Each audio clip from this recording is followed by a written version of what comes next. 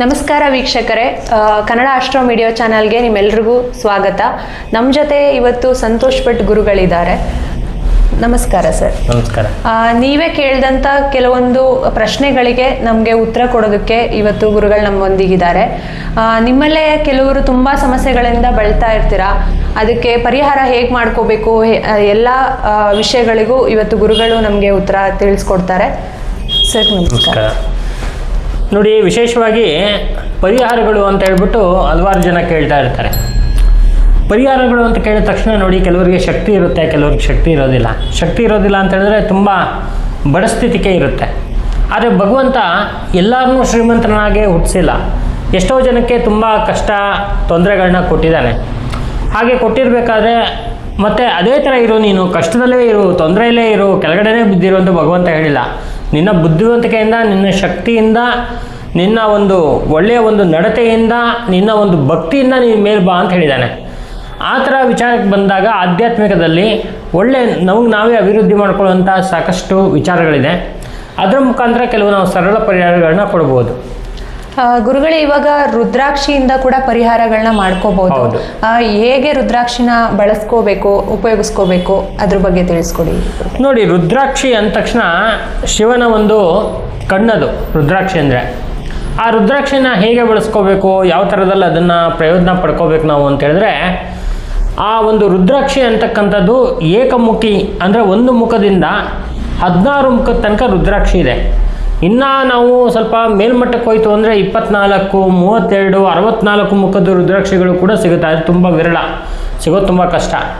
ಆದರೆ ನಮ್ಮ ಒಂದು ಜನ್ಮ ರಾಶಿ ಪ್ರಕಾರ ನಾವು ಎಷ್ಟು ಮುಖದ ಒಂದು ರುದ್ರಾಕ್ಷಿಯನ್ನು ಧರಿಸ್ಕೋಬೇಕು ಅಂತ ನೋಡಿ, ಆ ರುದ್ರಾಕ್ಷಿಯನ್ನು ಕರೆಕ್ಟಾಗಿ ಶಿವನ ಒಂದು ಲಿಂಗದ ಹತ್ರ ಇಟ್ಟು ಅದಕ್ಕೆ ಒಂದು ಅಭಿಷೇಕ, ಪಂಚಾಮೃತ ಅಭಿಷೇಕ, ರುದ್ರಾಭಿಷೇಕ ಮತ್ತು ವಿಶೇಷವಾಗಿರ್ತಕ್ಕಂಥ ಪೂಜಾದಿಗಳನ್ನ ಮಾಡಿಸಿ ಆ ರುದ್ರಾಕ್ಷಿಯನ್ನು ನಾವು ಇಂಥದ್ದೇ ದಿನ ಅಂತ ಇರುತ್ತೆ. ಎಲ್ಲರಿಗೂ ಸೋಮವಾರ ಅಂದ ತಕ್ಷಣ ಶಿವನ ದಿನ ಅಂತ ತಿಳ್ಕೊಬಿಡ್ತಾರೆ.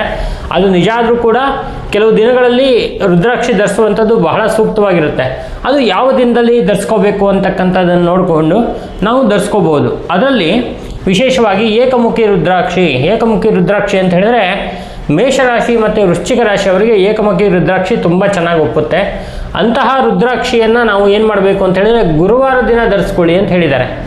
ಹಾಗಾಗಿ ಶಾಸ್ತ್ರದ ಪ್ರಕಾರ ನಾವು ಯಾವ ದಿನ ಯಾವ ರುದ್ರಾಕ್ಷಿಯನ್ನು ಧರಿಸ್ಕೋಬೇಕು ಅಂತಕ್ಕಂಥ ವಿಚಾರವನ್ನು ನೋಡಿಕೊಂಡು ಅದರ ಪ್ರಕಾರ ರುದ್ರಾಕ್ಷಿಯನ್ನು ಧರಿಸ್ಕೋಬೇಕು. ಮತ್ತು ರುದ್ರಾಕ್ಷಿಯನ್ನು ಧರಿಸ್ಕೊಳ್ಳೋಕ್ಕಿಂತ ಮುಂಚೆ ಒಂದು ಸರಳವಾಗಿರ್ತಕ್ಕಂಥ ಪರಿಹಾರದ ಮುಖಾಂತರನೂ ಕೂಡ ಅದರಿಂದ ಸಾಕಷ್ಟು ನಾವು ಪ್ರಯೋಜನವನ್ನು ಪಡ್ಕೋಬೋದು. ಗುರುಗಳೇ, ಈಗ ಹೊರಗಡೆ ಕೂಡ ಸಿಗುತ್ತೆ ರುದ್ರಾಕ್ಷಿಗಳು, ಮತ್ತೆ ಈಗ ಜನಗಳು ಯಾವ್ಯಾವುದೋ ರುದ್ರಾಕ್ಷಿಗಳನ್ನ ತಗೊಂಡು ಹಾಕೊಂಡ್ಬಿಟ್ಟು ಅದರಿಂದ ಏನೇನೋ ಸಮಸ್ಯೆಗಳನ್ನ ಕೂಡ ಅನುಭವಿಸ್ತಾರೆ.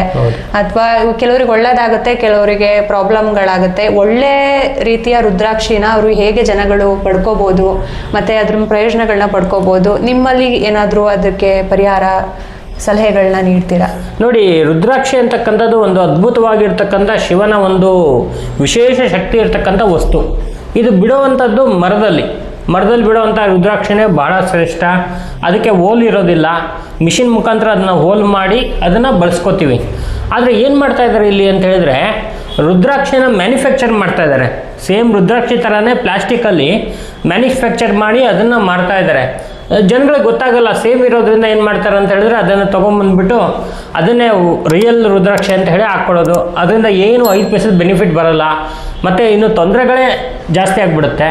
ಮತ್ತು ಕೆಲವು ಜನ ಏನು ಮಾಡ್ತಾರೆ ಅಂದರೆ ಕೈ ಸಿಕ್ಕಿದ್ದೆಲ್ಲ ರುದ್ರಾಕ್ಷಿಗಳು ತೊಗೊಂಡು ಹಾಕ್ಕೊಂಡ್ಬಿಡೋದು. ಅದು ಭಿನ್ನ ಆಗಿದೆಯಾ ನೋಡಲ್ಲ, ಅದು ಓಲ್ಗಿಲಾಗಿದೆಯಾ ಅದು ನೋಡಲ್ಲ, ಮತ್ತು ಅದು ಕರೆಕ್ಟಾಗಿ ಅದರ ಮುಖ ಎಲ್ಲ ಕರೆಕ್ಟಾಗಿದೆಯಾ, ಶೇಪ್ ಇದೆಯಾ ಅದು ನೋಡಲ್ಲ, ಮತ್ತು ಅದು ಎಷ್ಟು ತೂಕದಲ್ಲಿದೆ, ನಮ್ಮ ಏಜ್ಗೆ ಆ ತೂಕನ ಹಾಕ್ಕೋಬೋದಾ ಅದು ನೋಡಲ್ಲ, ಮತ್ತು ರುದ್ರಾಕ್ಷಿಯನ್ನು ಹಾಕ್ಕೊಳ್ಳೋಕ್ಕೆ ನಮಗೆ ನಮ್ಮ ಜಾತಕದಲ್ಲಿ ಅರ್ಹತೆ ಇದೆಯಾ ಅಥವಾ ಪ್ರಶ್ನೆಯಲ್ಲಿ ಅರ್ಹತೆ ಇದೆಯಾ ಅದು ನೋಡಲ್ಲ.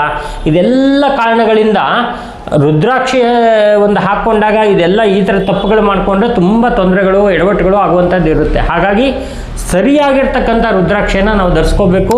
ಅದು ಶುದ್ಧವಾಗಿರಬೇಕು, ಮರದಲ್ಲೇ ಬಿಟ್ಟಿರಬೇಕು. ಮತ್ತು ನಮ್ಮ ರಾಶಿ ಪ್ರಕಾರ ನಾವು ಯಾವುದನ್ನು ಧರಿಸ್ಬೇಕು ಅಂತಕ್ಕಂಥದ್ದು ನಿರ್ಧಾರ ಮಾಡ್ಕೊಳ್ಳೋದು, ಎಷ್ಟಿರಬೇಕು ಪ್ರಮಾಣ ಅಂತಕ್ಕಂಥದ್ದು ನಿರ್ಧಾರ ಮಾಡೋದು, ಇವೆಲ್ಲ ಇರುತ್ತೆ.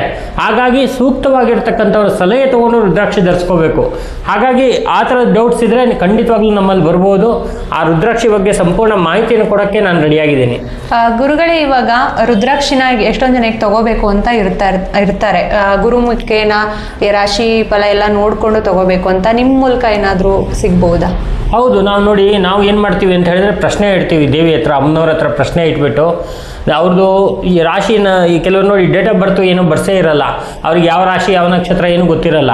ಹಾಗಿದ್ದಾಗ ಏನಾಗುತ್ತೆ ಅಂತ ಹೇಳಿದ್ರೆ ಇಲ್ಲಿ ಡೇಟ್ ಆಫ್ ಬರ್ತ್ ಇರಲಿ ಬಿಡಲಿ, ಜಾತಕ ಇರಲಿ ಬಿಡಲಿ, ಎಲ್ಲ ದೇವಿ ಗೊತ್ತು. ಆದ್ದರಿಂದ ದೇವಿ ಮುಖಾಂತರ ಯಾವ ರುದ್ರಾಕ್ಷಿ ಹಾಕಬೇಕು, ಯಾವ ರುದ್ರಾಕ್ಷಿಯಿಂದ ಇವ್ರಿಗೆ ಬೆನಿಫಿಟ್ ಆಗುತ್ತೆ ಅಂತಕ್ಕಂಥದ್ದನ್ನು ನಾವು ಕವಡೆ ಮತ್ತು ತಾಂಬೂಲ ಪ್ರಶ್ನೆಯನ್ನು ನೋಡಿಕೊಂಡು ಅದರದ್ದು ಮುಖಾಂತರ ನಾವು ಅವರಿಗೆ ರುದ್ರಾಕ್ಷಿಯನ್ನು ಕೊಡ್ಬೋದು. ಮತ್ತು ರುದ್ರಾಕ್ಷಿಯನ್ನು ವಿಶೇಷವಾಗಿರ್ತಕ್ಕಂಥ ಎನರ್ಜಿ ಕೊಡಬೇಕು. ಆ ರುದ್ರಾಕ್ಷಿ ಬರೀ ಹಾಕ್ಕೊಳ್ಳೋದು ದೊಡ್ಡದಲ್ಲ, ಆ ಎನರ್ಜಿ ಅದಕ್ಕೆ ಬರಬೇಕು ಅಂದರೆ ಕೆಲವು ಗಿಡಮೂಲಿಕೆಗಳಿದೆ. ಆ ಗಿಡಮೂಲಿಕೆಗಳ ಪೇಸ್ಟನ್ನು ಆ ರುದ್ರಾಕ್ಷಿಗೆಲ್ಲ ಇಡಬೇಕು, ಇಂತಿಷ್ಟು ಜಪ ಮಾಡಬೇಕು, ಮತ್ತೆ ಹಾಕ್ಕೋಬೇಕು. ಆವಾಗಲೇ ಅದರ ಒಂದು ಸಂಪೂರ್ಣವಾಗಿರ್ತಕ್ಕಂಥ ಬೆನಿಫಿಟ್ಟು ಹಾಕ್ಕೊಳ್ಳುವಂಥ ವ್ಯಕ್ತಿಗೆ ಸಿಗುವಂಥದ್ದು. ಓಕೆ ಗುರುಗಳೇ, ಇವಾಗ ನಿಮ್ಮನ್ನು ಹೇಗೆ ಕಾಂಟ್ಯಾಕ್ಟ್ ಮಾಡೋದು? ನೋಡಿ, ನಮ್ಮನ್ನು ಕಾಂಟ್ಯಾಕ್ಟ್ ಮಾಡಬೇಕಂದ್ರೆ ಏನಿಲ್ಲ, ಮೊದಲಿಗೆ ಈ ಒಂದು ಸ್ಕ್ರೀನಲ್ಲಿ ಹೋಗ್ತಾ ಇರ್ತಕ್ಕಂಥ ಒಂದು ಸಂಖ್ಯೆಗೆ ಸಂಪರ್ಕ ಮಾಡಿ.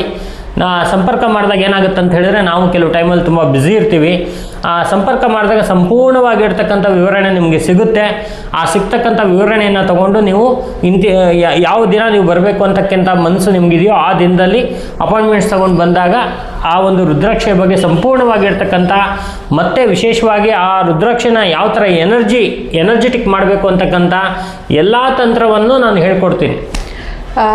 ರುದ್ರಾಕ್ಷಿ ಬಗ್ಗೆ ಸಂಪೂರ್ಣ ಮಾಹಿತಿ ಕೊಟ್ಟಿದ್ದಕ್ಕೆ ಧನ್ಯವಾದಗಳು ಗುರುಗಳೇ. ನಿಮಗೆ ವೀಕ್ಷಕರೇ ರುದ್ರಾಕ್ಷಿ ತಗೊಳ್ಬೇಕು ಅಥವಾ ಪರಿಹಾರ ಮಾಡ್ಕೋಬೇಕು, ಗುರುಮುಖೇನ ತಗೊಳ್ಬೇಕು, ಪ್ರಶ್ನೆಗಳನ್ನ ಕೇಳಬೇಕು, ಏನೇ ಇದ್ರೂ ಗುರುಗಳನ್ನ ನೀವು ಕಾಂಟ್ಯಾಕ್ಟ್ ಮಾಡ್ಬೋದು. ಸ್ಕ್ರೀನ್ ಮೇಲೆ ಬರ್ತಿರೋ ನಂಬರ್ಗೆ ಸಂಪರ್ಕ ಮಾಡಿ. ನಮಸ್ಕಾರ.